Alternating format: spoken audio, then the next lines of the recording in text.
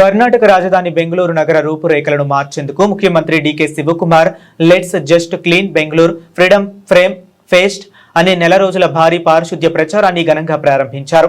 నగరంలోని రోడ్లు, బహిరంగ ప్రదేశాల్లో చెత్త, నిర్మాణ వ్యర్థాలను నిర్మూలించడమే లక్ష్యంగా ఈ డ్రైవ్ ను చేపట్టారు.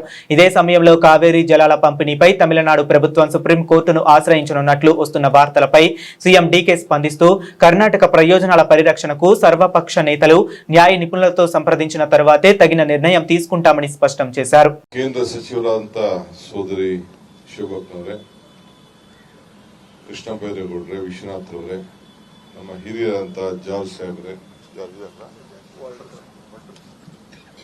ಶ್ರೀನಿವಾಸ್ ಅವರೇ, ಎಲ್ಲ ಅಧಿಕಾರಿಗಳೇ, ಮಾಧ್ಯಮ ಮಿತ್ರರೇ, ಎಲ್ಲ ಸ್ವಚ್ಛತೆಗೆ ಶಕ್ತಿ ಕೊಡಬೇಕು ಅಂತ ಹೇಳಿ ಬಂದಂತ ಎಲ್ಲ ಮುಖಂಡರುಗಳೇ, ಮಹಾತ್ಮ ಗಾಂಧೀಜಿಯವರು ಸ್ವಚ್ಛತೆಯೇ ದೇವರು ಅಂತ ಹೇಳಿ ನಮಗೆಲ್ಲ ಮಾರ್ಗದರ್ಶನವನ್ನು ಕೊಟ್ಟಿದ್ದಾರೆ.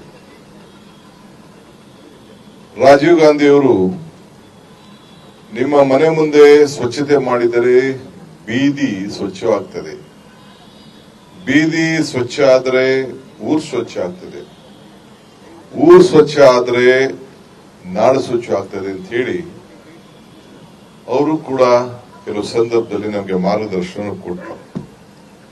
ಬೆಂಗಳೂರಿನ ಸ್ವಚ್ಛತೆ ಮಾಡಬೇಕಾದ್ದು ನಮ್ಮ ಕರ್ತವ್ಯ, ಆದರೆ ನಿಮ್ಮ ಬೆಂಗಳೂರನ್ನ ಕಾಪಾಡಬೇಕಾದ್ದು ನಿಮ್ಮ ಕರ್ತವ್ಯ. ಪಕ್ಕದಲ್ಲೇ ಕಸ ಇರುತ್ತೆ. ಈಗ ನಮ್ಮ ಮನೆ ಮುಂದೆ ಯಾರೋ ಕ್ಲೀನ್ ಮಾಡ್ತಾ ಇದ್ದಾರೆ, ಅವರ ಸೈಟ್ ಅನ್ನು ಅವ್ರು ಕ್ಲೀನ್ ಮಾಡ್ತಿದ್ದಾರೆ. ಅವರು ನಂಗೆ ಕೇಳ್ತಾ ಇದ್ದಾರೆ ಈ ಡಬ್ರಿಯನ್ನು ಎಲ್ಲಿ ಹಾಕ್ಬೇಕು ಅಂತ ಹೇಳಿ.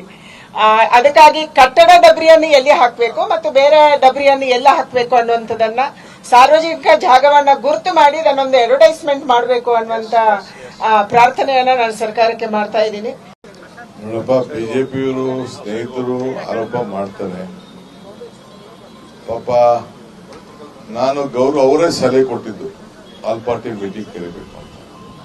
ಇನ್ನ ನೀರು ಬಿಟ್ಟಿಲ್ಲ, ಆದ್ರೆ ಸಾಯಂಕಾಲದಷ್ಟೊತ್ತಿಗೆ ನೀರು ಬಹುಶಃ ಒಂದು ಡ್ಯಾಮ್ ತುಂಬುವಂತ ಒಂದು ಪರಿಸ್ಥಿತಿ ಬಂದ್ಬಿಟ್ಟಿದೆ. ನೀರನ್ನು ನಾನು ಹಿಡ್ಕೊಳಕ್ಕೆ ಆಗುದಿಲ್ಲ. ನಾಳೆ ನಮ್ಮೆಲ್ಲ ಆಗ್ಲೇ ತಮಿಳುನಾಡವರು ಸುಪ್ರೀಂ ಕೋರ್ಟ್ ಹೋಗ್ಲಿಕ್ಕೆ ತಯಾರು ಮಾಡ್ಕೊಂಡಿದ್ದಾರೆ ಅಂತ ಹೇಳಿ ಇವತ್ತು ಸ್ಟೇಟ್ಮೆಂಟ್ ಕೂಡ ಕೊಟ್ಟಿದ್ದಾರೆ. 36ರಿಂದ 39 ಕ್ಯೂಸಿಕ್ ನೀರು ಬೆಂಗಳೂರು ನಗರಕ್ಕೆ ಬರ್ತಾ ಇದೆ. ಬೆಂಗಳೂರಿಗೆಲ್ಲ ನಮ್ಮ ಕಾವೇರಿಲಿ ಹರಿತಾ ಇದೆ. ಅವ್ರು ಕೊಟ್ಟಿರೋದು 3600. ಆದ್ರೆ ವಿರೋಧ ಪಕ್ಷದವ್ರಿಗೆ ಚರ್ಚೆ ಮಾಡಿ, ಕಾನೂನು ತಜ್ಞರ ಚರ್ಚೆ ಮಾಡಿ ನಾಳೆ ತೀರ್ಮಾನವನ್ನ ಮಾಡ್ತೀವಿ.